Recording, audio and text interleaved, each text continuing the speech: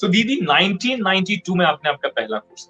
I can't remember 92 or 93. It's not clear right now to me. But one of the two, yeah, 92 or 93. That's when I had done. How you got pushed into art of living? How was the experience of your first book? I remember when I was really young, my parents tell me that when we were very young, my brother and I would fight.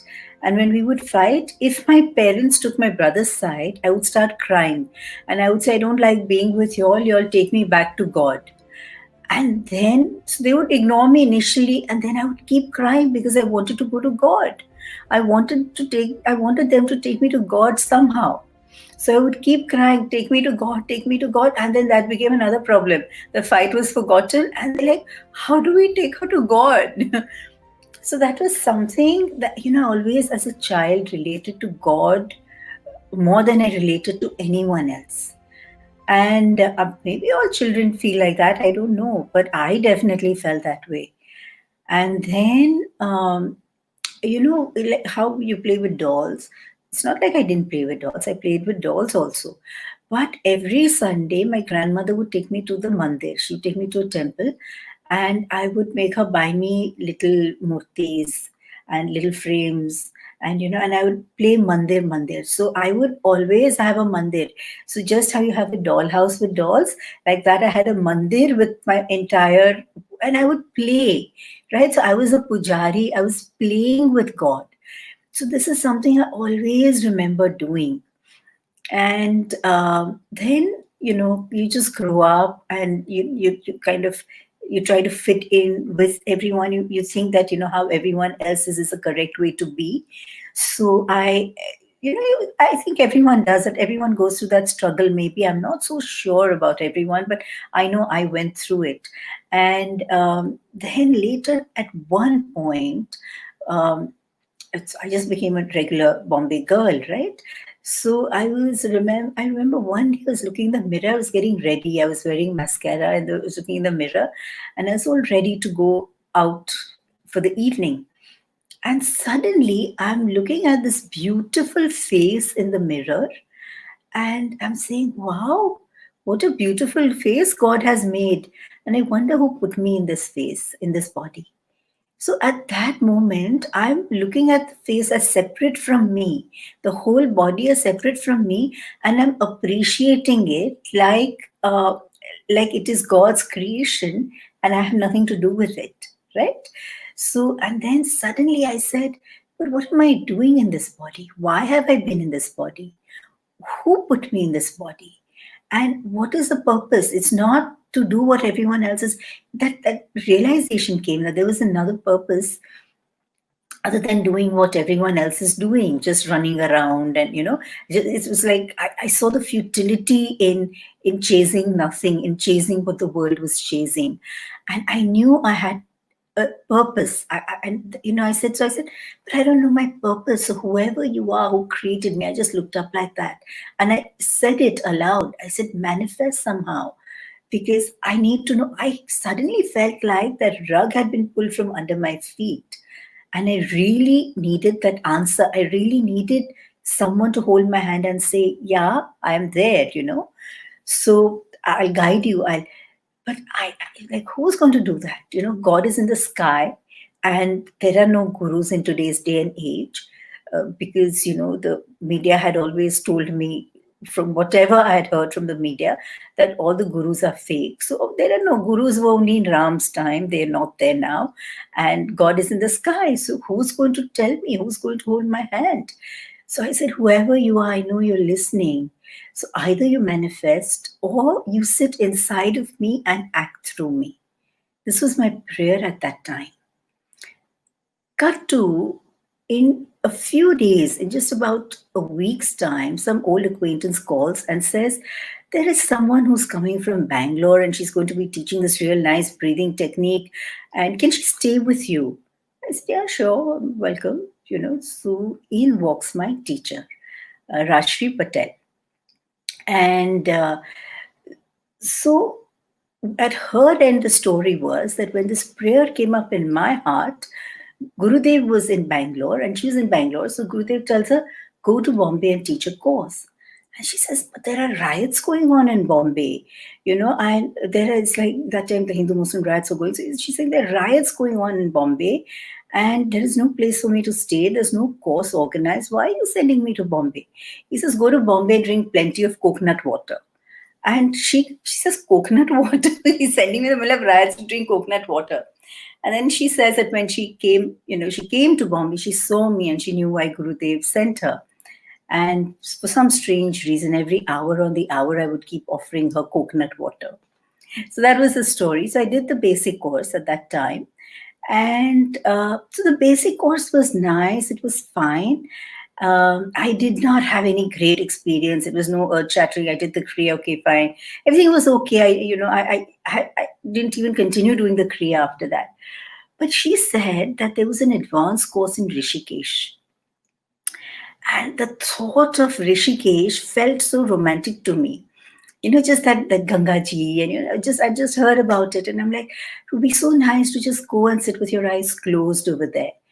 So I have signed up. I have gone for the signed up for the advanced course, which was to happen a week later, and so I go to Rishikesh, and the day I was to land in Delhi to go to Rishikesh, the previous night there was a bomb scare at the Delhi airport. So there were a few people sitting around Gurudev in Delhi and saying, now, and that time that was the first course apparently in Rishikesh.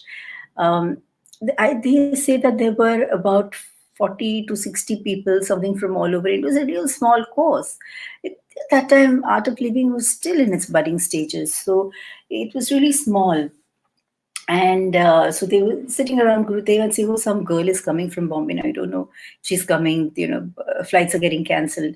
So they say that, he looked up like that and he said, Kaun aa raha hai Bombay se?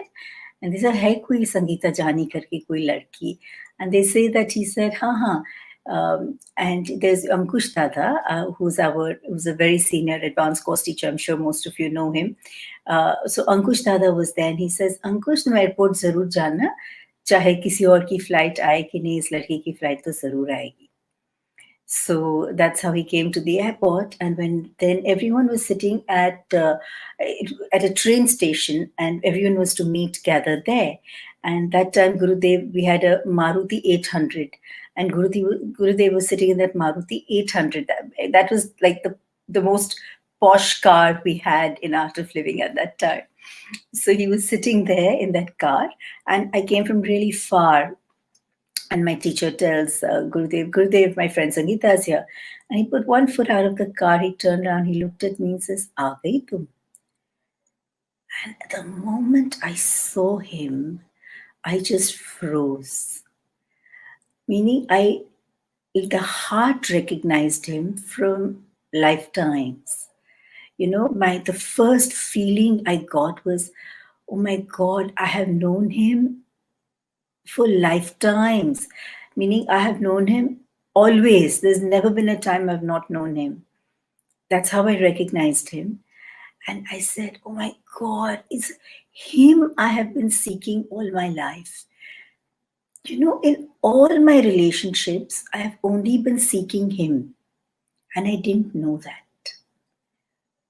So I just froze and I said, it's him. I've been seeking him.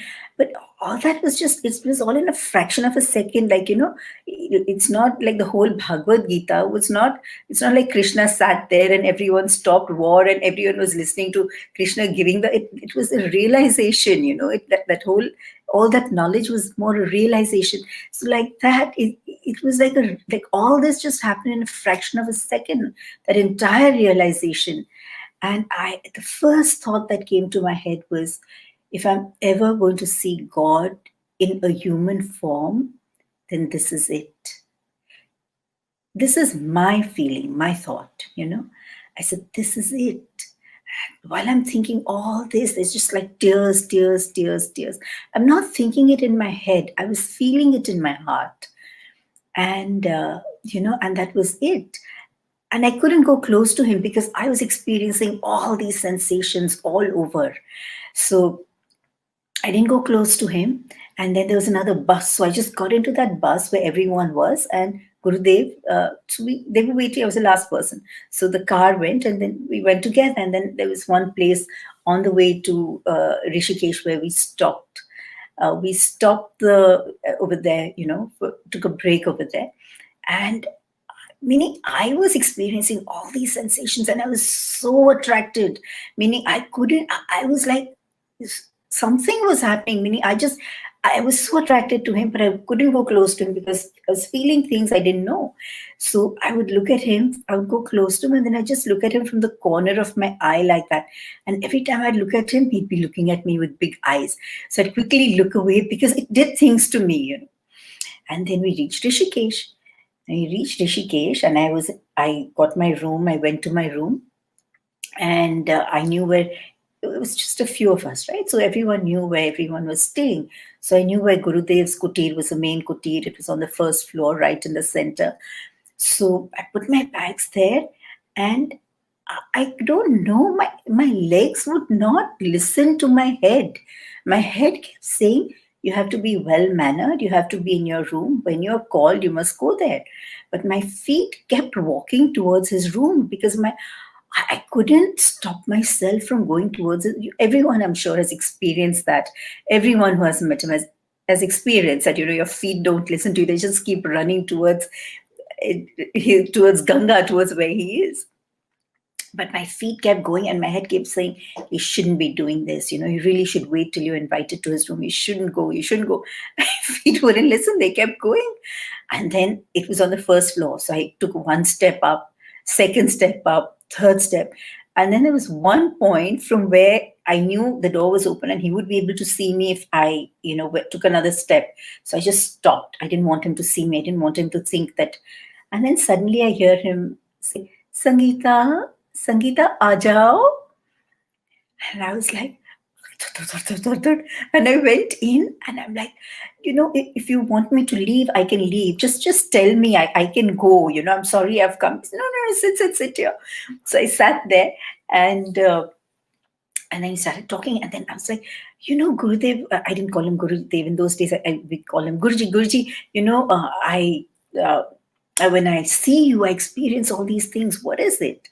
And so then he just smiled, and I'm like, no, but you have to tell me, are you my guru? Because I don't know if you are. You have to tell me. So he says, oh, I'm no one's guru. I'm no one's shishya. But that kind of knowledge I didn't understand at that time. I was just this one kid who I wanted answers. So I was like, no, you have to tell me because, when I see you, I feel all these things.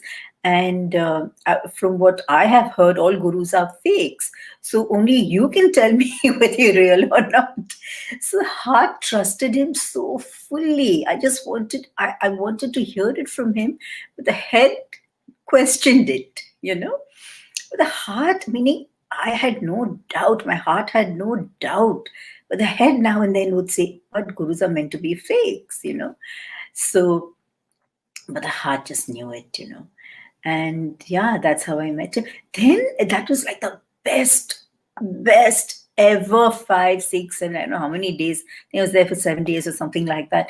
The best few days of my life ever. I did not know it was possible. So much joy, so much love was possible. I did not know that it even existed. And then when it was time to leave, I started crying. I said, I don't want to go. I says, but you have to go. I said, but if I go, you will forget me and I will lose this feeling. And that is when he told me, he says, look, don't you get it yet? He said, do you think your coming here was an accident? Do you think the past 2 months of your life were an accident? And that's when I froze. Because I said, it's been exactly 2 months since that thought came in my mind that, when I was looking in the mirror and wearing that mascara, and it's 2 months, and how does he know? So, so that's when I said, okay, he knows, he has something to do with it. And he says, your coming here is not an act. He said, from today, if you never ever see me ever again, whatever is needed whenever will come to you. But I had no experience of him. I had no experience of these things. All I knew was finally I had found him, and wasn't willing to leave just like that, right? So I said, you give me some work to do. If you give me work, you'll have to remember me. So he says, Jao, gyan bato. I said, Gyan Batu, I don't know any Gyan. I know nothing. I've come here seeking. I don't know anything. I thought he was just trying to get rid of me. So I went. Then I came back to Bombay, and then I would have so many questions coming up in my head day after day. And I would write. In those days, we didn't have emails, and there was no internet, and there was no texting, and there was no cell phones. So I used to write letters. And the letter was like, I would have all these questions, 10 page letters I would write. And it would be there on my table. And, the same people who earlier would come and ask me mundane things, my friends, they would come and ask me questions that were in my letter to him, which has not been mailed, which is still lying on my desk. They would come and ask me that question, and without a second thought, meaning without any thought, the words would just fly out of my mouth and I would give them the answer. I said, wait a minute, how is this happening? It's my question. I'm asking him. How am I answering it? And that's exactly, if you ask any teacher, that's exactly what has, till today, that's what happens. I haven't even been trained really to be a teacher. When it was time to leave Rishikesh, and then I said, okay, so you will call me when it's time to meet you next. And he said, हाँ तुम तो आ रही हो ना अगले महीने. So that meant that, yeah, next month I had to go to Bangalore. So very next month I went to Bangalore after having met him. I went and see, for me, I met him and that was it. It was full stop. I had found everything in the world. I didn't want even a pin after that. I didn't want anything. I had just found him and that was it. That was it. There's nothing. I didn't want to do anything. I didn't want anything. It was nothing. I had everything. That was it. You know? So I reached Bangalore ashram and I'm just there and I'm like completely in that space of bliss. And I had signed up for an advanced course, but I was not doing anything, right? I was just very blissed out. And in those days, there were like 8 people living on the ashram and probably few more had come to do the course, the advanced course. So there's hardly anyone there. There were no, you didn't have to make an appointment to meet Gurudev. His door was always open and you could just walk in and out of his kutir I mean, it was just a few people. It was like family. We were friends. He was my best friend. That is who he was to me in those days. And what was I saying? I said, yeah, so that's what I was doing. And that is when he was experimenting with uh, something called a teacher's training program. And so a lot of our, not a lot, but some of our who were seniors today, they were all there in that batch. And we just a handful of people. There were no more than that. It was an experiment. So he sent a message for me to go sit there, and I didn't really want to. I'm not interested in doing any of that. I was just so happy to be there and just be with him. And so I said, but I'm doing the advanced course. He says, now I don't know karo. And he said it so casually. So I just walked into the teacher's training class and I sat for a little while and I said, so much better in his room. This is no fun. So I got up and I left and I went to his kutir and he says, Kaise laga course? I was like, nahi, tum idhar hi baitho, idhar hi baitho. So then after that, he didn't push me, but now and then I would go to class, but he didn't push me to go to class after that. He just made me sit, do whatever. If I wanted to be with him in his kutir, he would let me sit there. And then when it was time to leave, he gave me the Kriya tape. And he also gave me a manual, which wasn't really a manual. It was just a few sheets of paper he gave me, which weren't even printed. They were handwritten and, with drawings and all. It was like that. And he gave those to me and he said, go teach. And I said, teach? I don't know how to teach. I mean, I don't know anything. So he says, तुम कहाँ सिखा रही हो? मैं सिखा रहा हूं, तुम सिर्फ जाओ. And I'm telling you, that was my TTC. Just those words, that was my TTC. That's it. till today, the only thing I remember is those words, and the only thing I follow as a teacher are those words. And that's how it's been for 28 years. And I've done okay, you know. So I come back to Bombay and I put that Kriya tape in the drawer because I really don't know how to teach. I knew there is a Sudarshan Kriya and I know, but I don't know how to teach it. I mean, I know there is pranayam, but I'm not so sure about the counts because I had not done it after that day. So, uh, so then, see, for me, I found him. I was so immersed in him.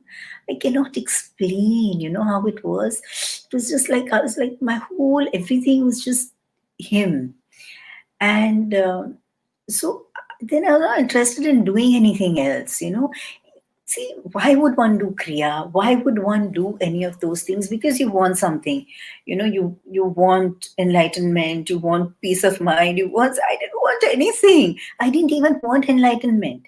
Because it's like this, no? When your father has a Mercedes, you don't need to go buy another one. You can drive it anytime you want. So just him being enlightened was enough for me. I didn't need a separate enlightenment.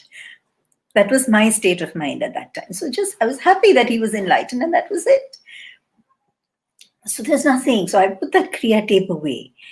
But then Khurshid Patliwala ji, I can't call him Bawa. He likes calling himself Bawa, and everyone lovingly calls him Bawa. So if you recognize him that way, I will.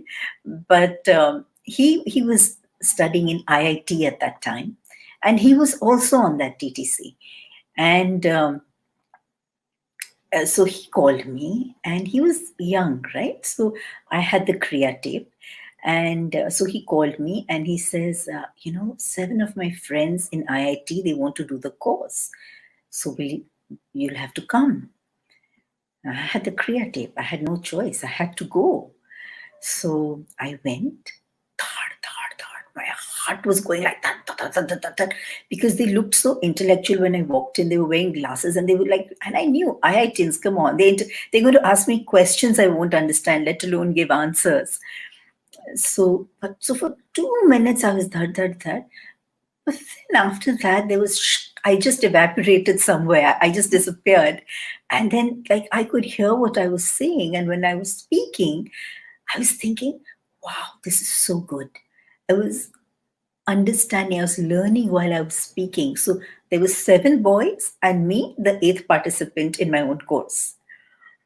Until today, it's like that. As teachers, this I'm thinking it is just so phenomenal how Gurudev has created this whole thing. He has not waited till people get enlightened to make them teachers. He says, doesn't matter. You go, you just be my instrument. You just go and I will you be like a flute, I will blow through you. It's like that. So you don't have to be enlightened as long as when you're sitting there, because he's teaching through you and you're learning when you teach. And this is something I have so understood, that the purpose of making a teacher, it's not because you're some great thing that he has made you a teacher. I still remember, this takes me to another incident a few years later, where art of living was still, people had just started finding out what art of living was, started hearing about it. Magazines and newspapers had just started getting interested in us. And so that is when one of the teachers came and one day said, Guruji, there's a very bad article in one of the newspapers. And he goes, huh, what have they written? Kya likha hai? I'm telling you something. So untouched. This master of ours is so, it is, I have seen this time and time again. After this, I'll tell you one more incident. No, but really this he says, kya likha hai ye log ne? So the teacher says, basically they have said anyone can become a teacher. So he says, हाँ तो सही तो है. As in, anyone can become a teacher. You don't have to be special to be a teacher. It's his job to make you special. He makes you special. Not even special. He makes you whatever he needs from you to be a teacher. So it's not that you have to have any qualities. You just have to be willing. That's it. And then he works on you. And I think that is just so beautiful, you know. I think that's amazing.